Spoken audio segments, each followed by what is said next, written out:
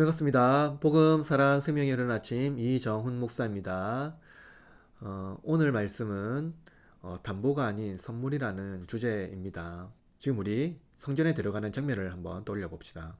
전도자는 우리가 하나님 앞에 서기에 앞서 발걸음을 조심하라고 말합니다. 성전 문턱을 넘을 때마다 무거운 침묵이 우리 주변을 감싸고 마음속의 생각이 하나씩 정리되는 듯한 느낌을 받습니다. 여기서 전도자는 성전에 들어갈 때 소리 내어 말하기보다 조용히 마음을 다스리며 하나님께 집중할 것을 요청합니다. 그분 앞에 서는 순간 우리는 아무 말 하지 않고 그저 하나님의 임재 안에 머물며 마음을 진정해야 할 필요가 있지요. 오늘 본문 전도서 5장 1절에서 7절 말씀입니다. 제5장. 너는 하나님의 집에 들어갈 때 내 발을 삼갈지어다. 가까이 하여 말씀을 듣는 것이 우매한 자들이 재물 드리는 것보다 나으니 그들은 악을 행하면서도 깨닫지 못함이니라. 너는 하나님 앞에서 함부로 입을 열지 말며 급한 마음으로 말을 내지 말라. 하나님은 하늘에 계시고 너는 땅에 있음이니라. 그런즉 마땅히 말을 적게 할 것이라. 걱정이 많으면 꿈이 생기고 말이 많으면 우매한 자의 소리가 나타나느니라. 내가 하나님께 서원하였거든 갚기를 더디게 하지 말라. 하나님은 우매한 자들을 기뻐하지 아니하시나니 서원한 것을 갚으라. 서원하고 갚지 아니하는 것보다 서원하지 아니하는 것이 더 나으니 내 입으로 내 육체가 범죄하게 하지 말라.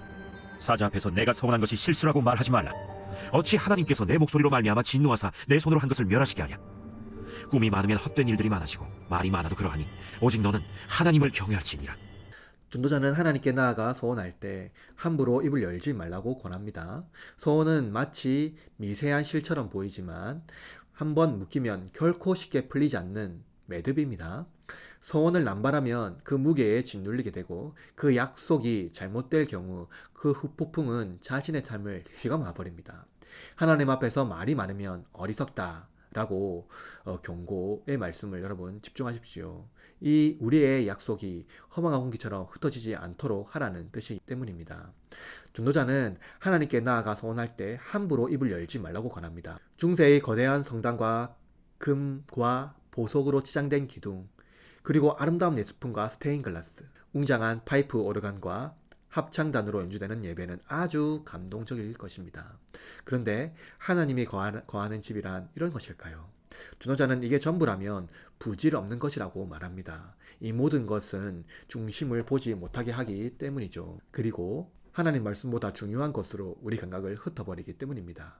구약시대에도 하나님에 대한 경외함 없이 예배하는 자들이 있었습니다. 이들은 하나님을 공경함 없이 예배하며 제물을 드리며 자동적으로 죄가 씻기리라고 믿은 사람들입니다. 회개가 필요 없다는 말이죠. 우리 하나님은 하나님을 사랑하듯 이웃을 사랑하라고 말합니다. 돈, 명예, 성취는 내가 원하는 것을 얻기 위하여 이웃을 질밟으라고 명령하지요. 그러나 성경은 이러한 자들을 비판합니다. 전도자는 우리는 땅에 있고 하나님은 하늘에 있다고 말합니다. 이 차이가 우리가 하나님의 말씀을 경청해야 함을 알려줍니다. 우리가 듣지 못하는 소리를 하나님은 들으시고 우리에게 말씀하십니다. 그러나 우매한 자는 들음을 경히 여기며 말하기를 좋아합니다. 하나님을 공경하는 태도가 없기 때문이죠. 전도자는 선한 것을 갚아야 한다고 말합니다. 우매한 자는 인생의 위기에 물릴 때 선하며 위기에서 벗어나면 선한 것을 잊어버립니다. 그는 그 상황에서 할 말이 필요했을 뿐입니다. 우리는 말을 너무 많이 하다가 핑계를 넘어 거짓말까지 이어질 가능성이 높은 존재입니다. 서약과 맹세는 우리가 진실하지 못한 존재이기 때문이지요. 그래서 서약을 통해 자신의 진실성을 포장하려 합니다. 그러나 하나님은 우리의 내면을 다 알고 계시죠. 진실성은 단순함으로 보호할 수 있습니다. 따라서 정직한 신자라면 서약을 필요하지 않지요. 하나님을 경외함을 근본으로 하는 신자의 태도는 말의 어떠함이 아니라 예배의 태도에서 비롯됩니다. 경외함이란 하나님의 이름을 훼손하거나 서약한 것을 반드시 순종하는 것입니다. 우리의 입술은 때때로 육체를 범죄하게 합니다. 세속사회에서 보증은 어떤 담보를 근거로 하지요. 보증은 구속력이 막강합니다. 그것은 실제로 존재하는 것이기 때문이지요.